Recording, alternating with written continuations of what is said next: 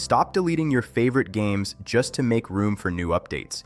Your PS5 is running out of space because modern games are massive, but the solution is easier than you think. Welcome back to TechVibes. Today, I am giving you the ultimate 10-step guide to upgrading your PS5 internal SSD like a pro.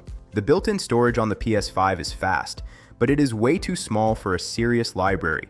To fix this, you need a Gen 4 M.2 nvme SSD that meets Sony's speed requirements. Step 1. Choose the right drive. Ensure your new SSD has a read speed of at least 5,500 megabytes per second. Step 2. Get a heatsink.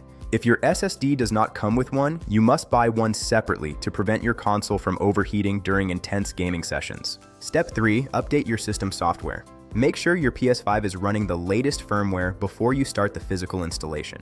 Step 4. Prepare your workspace. Turn off your console, unplug every cable including the power and the HDMI 2.1 cord, and let it cool down for 10 minutes. Step 5. Remove the base and the cover. Lay the console on a flat surface with the logo facing down.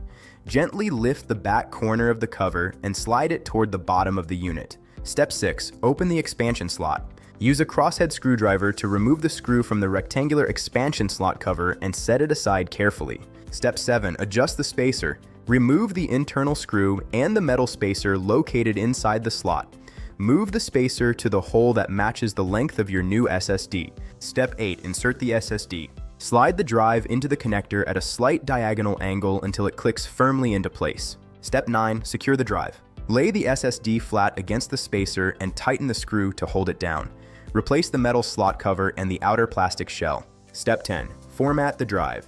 Plug everything back in and turn on the console. Your PS5 will automatically detect the new hardware and ask to format it. Follow the on-screen prompts to finish. Here is a bonus pro tip. Once the install is done, go into your storage settings and change the installation location to the M.2 SSD.